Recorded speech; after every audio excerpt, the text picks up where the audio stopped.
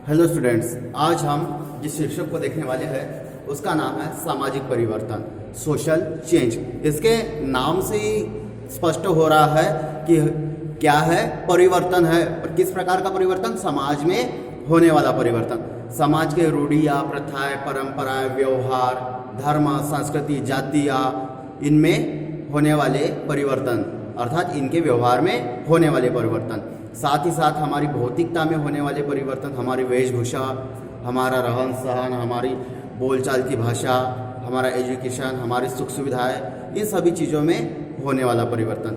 तो सभी जैसे हम जानती है कि परिवर्तन क्या है, संसार का नियम है, सृष्टि का नियम है। परिवर्तन के बिना हम जीवन की कल्पना नहीं कर सकते। समय के अनुसार परिवर्तन होते रहता है। आदिम काल की बात करते हम तो उस समय हम नग्नावस्था में थे, वस्त्रों को धारण नहीं करते थे, पेड़ पत्तियों को लपेटते थे। उसके पश्चात हमने शिकार करना समझा, शिकार करने लगे और शिकार से भोजन प्राप्त करने लगे और उस शिकार की खाल को हम कपड़े के रूप में पहनने लगे। साथ ही साथ हमने आग का आविष्कार किया, पहियों का आविष्कार किया, गुफाओं से हम फिर कच्चे मकान बनाने लग गए, घास फूस के, फिर हो गए मिट्टी के मकान, फिर कवेलू के आ गए, फिर अब तो बिल्डिंग्स बनने लग गई। और हमारे साथ जो परिवर्तन हुए हैं उन परिवर्तनों को हम स्पष्ट रूप से देख ही रहे हैं। तो समाज में परिवर्तन हम बात कर रहे हैं, ये तो साधारण परिवर्तन की बात कर ली कि किस प्रकार से क्या हुआ। तो परिवर्तन की अगर हम बात करें तो समाज में परिवर्तन होगे तो ही कोई समाज बना रहेगा, अन्यथा क्या हो जाएगा, वह समाज धीरे धीरे स्वतः ही समाप्त हो जाएगा। क्योंकि समय के अनुसार जो स्थितियां बदलती है उस स्थितियों के अनुसार हमने परिवर्तन करना अनिवार्य होता है। यदि हम परिवर्तन को न स्वीकारें तो हम समाज से विलग हो जाएंगे, अलग हो जाएंगे, या हम स्वतः समाप्त हो जाएंगे। और वैसे ही अगर समाज किसी परिवर्तन को नहीं स्वीकारता तो समाज समाप्त हो जाएगा। तो हम देखते हैं सामाजिक परिवर्तन क्या है। सामाजिक परिवर्तन हमारे रीति रिवाज, परंपराएं, प्रथाएं, जाति, धर्म, इनमें हमारा जो व्यवहार है उस व्यवहार में जो परिवर्तन हो रहा है, यह परिवर्तन सामाजिक परिवर्तन है। साथ ही साथ हमारी वेशभूषा, हमारा रहन सहन, हमारे खान पान, हमारा निवास, हमारा बोलना, इन सब में जो परिवर्तन हो रहा है यह परिवर्तन भी सामाजिक परिवर्तन की श्रेणी में आता है। तो हम देखते हैं सामाजिक परिवर्तन। समाज के सामाजिक संगठन, सामाजिक संबंध और सामाजिक ढांचे में परिवर्तन। समाज के सामाजिक संगठन अर्थात हमारे जाति, धर्म, संप्रदाय। सामाजिक संबंध हमारे संबंध, किनके साथ कैसा है, किनके साथ कैसा है। और सामाजिक ढांचे में, सामाजिक ढांचा जिसमें हमारे रीति परंपराएं, प्रथाएं, हमारी वेशभूषा, हमारा बोलना, हमारा चलना फिरना, हमारा भोजन, ये सब सम्मिलित है। इन सभी में जो परिवर्तन हुआ है या हो रहा है या होने वाला है, ऐसा सभी प्रकार का परिवर्तन सामाजिक परिवर्तन की श्रेणी में आएगा या सामाजिक परिवर्तन कहलाएगा। अब सामाजिक परिवर्तन की हम परिभाषा देखते हैं। प्रोफेसर डेविस की परिभाषा देखते हैं हम सर्वप्रथम। तो प्रोफेसर डेविस कहते हैं सामाजिक परिवर्तन से हम केवल उन्हीं परिवर्तनों को समझते हैं जो सामाजिक संगठन अर्थात समाज की संरचना और कार्यों से घटित होता है। प्रोफेसर डेविस ने क्या कहा है कि सामाजिक संगठन में जो परिवर्तन होता है, हमारी जाति, धर्म, संप्रदाय, ठीक है, ये हमारे सामाजिक संगठन अर्थात, ठीक है, समाज की संरचना, ठीक है। तो यही क्या है, सामाजिक परिवर्तन है। इन्होंने क्या कहा है, सामाजिक संगठन में जो परिवर्तन हो रहा है, जाति, धर्म, संप्रदाय, अब इनमें परिवर्तन हो रहा है तो इनके रीति रिवाजों में भी परिवर्तन हो रहा है। यही परिवर्तन को इन्होंने क्या बोला है कि सामाजिक परिवर्तन है। फिर उनके पश्चात प्रोफेसर गिन्सबर्ग की हम परिभाषा देखते हैं सामाजिक परिवर्तन के संदर्भ में। तो सामाजिक परिवर्तन से मैं सामाजिक संरचना में परिवर्तन समझता हूँ। तो इन्होंने क्या कहा है प्रोफेसर गिन्सबर्ग ने कि सामाजिक परिवर्तन क्या है, सामाजिक संरचना में होने वाला परिवर्तन। अब सामाजिक संरचना की बात करें तो समाज की संरचना किसी एक बात से तो है नहीं, किसी एक पक्ष से तो नहीं है। हम किसी एक पक्ष को लेंगे दूसरे को छोड़ेंगे, ऐसा नहीं। संपूर्ण समाज मिलकर क्या होगा, परिवर्तन होगा, संपूर्ण समाज में परिवर्तन होगा। संपूर्ण समाज मिलकर ही तो समाज की एक संरचना बनी है ना, जो कुछ है वो समाज ही है। तो संपूर्ण समाज में जो परिवर्तन हो रहा है या संपूर्ण समाज की संरचना में रीति रिवाज, परंपरा, प्रथा, व्यवहार, क्रियाकर्म, बोलना, भोजन, रहवास, इन सभी में जो परिवर्तन हो रहा है उन सभी परिवर्तन को प्रोफेसर गिन्सबर्ग ने सामाजिक परिवर्तन की संज्ञा दी है। अब ये तो था सामाजिक परिवर्तन। अब हम इनकी विशेषताएं भी देख लेते हैं कि सामाजिक परिवर्तन की विशेषता क्या है, हम कैसे पहचाने इनके गुण या इनके लक्षण जिसे हम कह सकते हैं। तो सामाजिक परिवर्तन, इसकी प्रकृति कैसी है, समाज है, ठीक है। सबसे बड़ी विशेषता परिवर्तन समाज की प्रकृति है, ठीक है। तो कोई भी समाज है परिवर्तन होते रहता है और परिवर्तन होते रहेगा। यदि किसी समाज में परिवर्तन नहीं होगा तो वह समाज ही नहीं होगा। तो सामाजिक परिवर्तन क्या है, समाज की प्रकृति है, अर्थात समाज का स्वभाव है बदलना, हालातों के अनुसार अपने आप में परिवर्तन करना। अब व्यवहार बदलना बोला तो यहाँ पे एम्बिशियस मत बन जाना कि भाई हमें तो बताया है बदलना तो हम मतलब भी बन गया, ऐसा नहीं।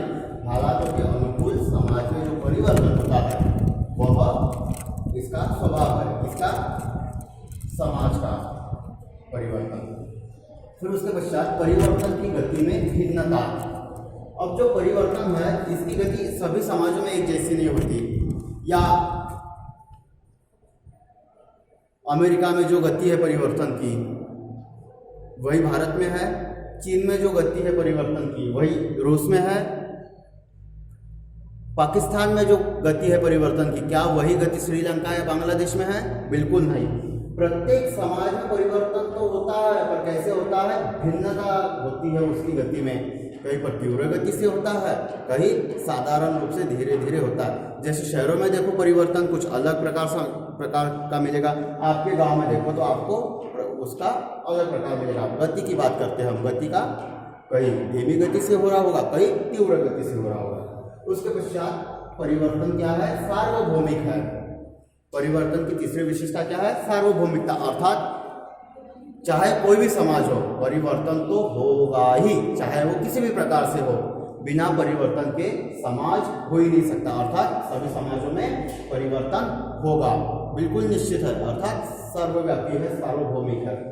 उसके पश्चात समाज से संबंध।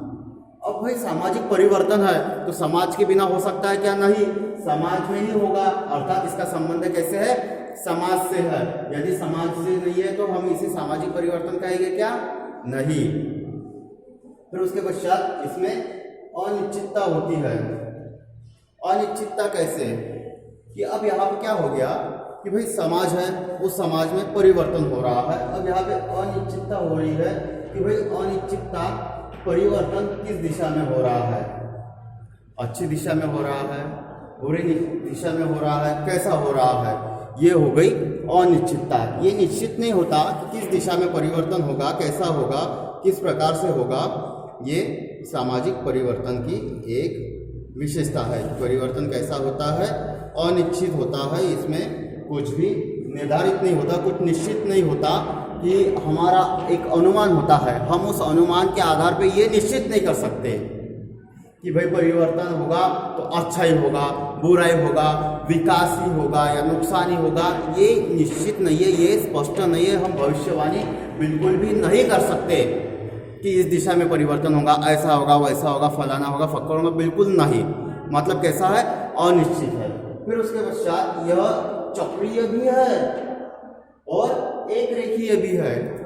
चक्रीय भी और एक रेखीय भी। चक्रीय अर्थात ये यहाँ से क्रम प्रारंभ हुआ, एक चक्र जैसा बना और फिर आकर यह भी क्रम समाप्त हो गया, ठीक है। फिर से यहाँ से क्रम चालू होगा, यहाँ से क्रम प्रारंभ हुआ और फिर यहीं पे आके खत्म हो गया। तो ऐसा नहीं है, ठीक है, जैसा एक प्रकार से चक्र। अब हम एक चक्रीयता का आपको उदाहरण देते हैं, बहुत ही अच्छा उदाहरण है। पहले हम शिक्षित नहीं थे तो हम क्या करते थे, अंगूठा लगाते थे, अंगूठे का उपयोग करते थे। फिर अब धीरे धीरे वही चक्र बन के आ गया ना। अब हम बैंक जाएंगे तो वहाँ पर पैसे निकालने के लिए अंगूठा लगाना पड़ता है, कई प्रतियोगी परीक्षाओं में जाएंगे तो वहाँ पे भी हमें थंब लगाना पड़ेगा, अंगूठा लगाना पड़ेगा, बायोमेट्रिक हो या आपकी उपस्थिति पंजी हो, लगाना होता है ना। तो इस प्रकार से एक चक्रीय क्रम होता है कि भाई जहाँ से घटना प्रारंभ हुई घूमते फिरते फिर से वहीं से समाप्त होती है और फिर वहीं से प्रारंभ हो जाती है।